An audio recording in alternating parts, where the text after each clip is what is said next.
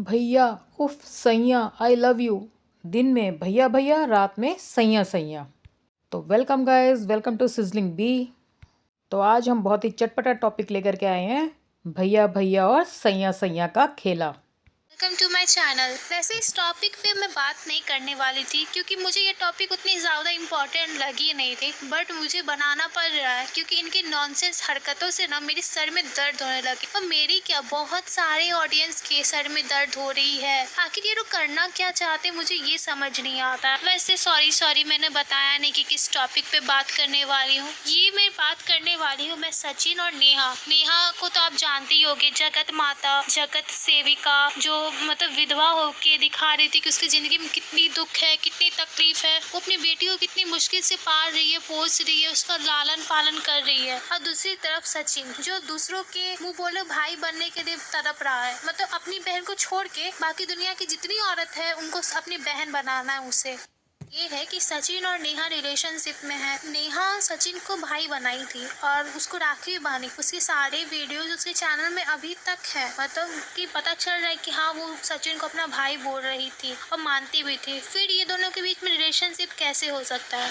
अगर होगा भी तो सचिन तो शादीशुदा है। नेहा का बात छोड़ो, वो विधवा है। उसका मतलब मेरे लिए तो उनके लिए सिंपैथी है कि भाई किसी का हस्बैंड चला गया, बट उनको साइड करो। भाई सचिन तो शादीशुदा है ना, उसको ये रिलेशनशिप करने की क्या जरूरत थी? जब आपके पास अपनी वाइफ है, वो भी इतनी अच्छी है, इतनी प्यारी है, इतना अच्छा परिवार है, तो आप अपनी वाइफ को छोड़ के आप किसी और के पीछे पड़े हो। और अब जाके जब वो मूव ऑन कर रही है, नेहा दूसरी शादी करने जा रही है, तो आप पब्लिक में उसको ह्यूमिलेट कर रहे हो, उसको बोल रहे हो कि तुम मुझसे बात करो, अदरवाइज मैं तुम्हारे सारे कारे चिट्ठे पब्लिक कर दूंगा कि तुम मेरे साथ रिलेशनशिप में थे, ये थे वो थे। आधे से ज्यादा तो तुमने बदनाम कर दिया है उसे। अब मुझे नहीं लगता कि उसे शादी होने वाली है, क्योंकि कोई भी लड़का इतनी कुछ सुनने के बाद किसी लड़की से शादी नहीं करने वाला है। बट अगर मान लो चांस है भी, तो तुम्हारी जो अभी रिसेंटली कम्युनिटीज आ रही है ना, कि अभी तो मैंने सिर्फ 5% बताया है, अभी 95% बाकी है, तो ये सुनने के बाद तो मुझे और नहीं लग रही उसकी शादी होगी। वैसे तुम ना आदमी के नाम पे कलंक हो,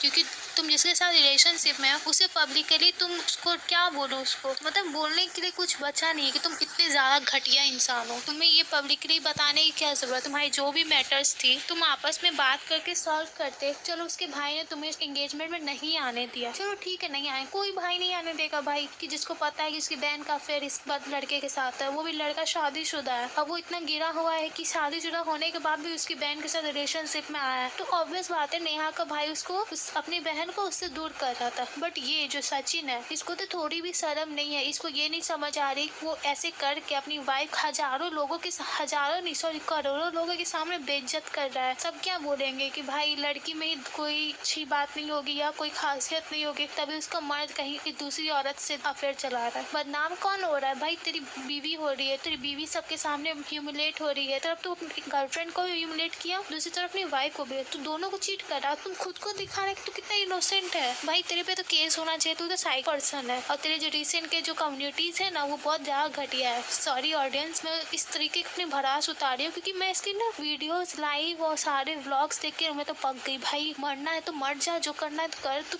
लोगों को क्यों परेशान कर रहा है लाइव आके? ना तुझे कुछ करना है, ना तुमको एक ही बार में तुम सारे मामले बता दो कि हाँ भाई मेरे इसके साथ ये रिलेशनशिप ये हुआ था, ऐसे हुआ था, तो लोग हाँ भाई सब कुछ जान के खत्म होगा मैटर 1-2 दिन में। लेकिन नहीं, ये बंदे को एपिसोड पे एपिसोड बनाना है। जैसे स्टूडेंट ऑफ द ईयर 1 आया था ना, स्टूडेंट ऑफ द ईयर 2 आया था, वैसे इसको ही बनाना। नहीं, वेब सीरीज जैसे आती है ना, part 1, part 2, part 3, part 4, just like this. Sachin यही चाहता है कि ऐसे वो पार्ट 1, पार्ट 2, पार्ट 2, 3 करे और उससे व्यूज भी कमाए और नेहा को बदनाम भी करे, और उसकी जो दूसरी जिंदगी होने वाली थी मतलब शादी के बाद, वो उसकी शादी भी ना हो, उसकी शादी टूट जाए। लेकिन मैं इतना गारंटी बोलती हूँ कि वो लड़का जो नेहा का होने वाला हस्बैंड है, वो उससे शादी जरूर करेगा। क्योंकि मुझे लगता है, फील होता है कि भाई उसको भी कुछ बेनिफिट होगा नेहा से, तभी ना वो शादी के लिए हाँ बोला है। तो देखो क्या होता है। लेकिन हाँ, यहाँ पे सचिन और नेहा दोनों गलत है।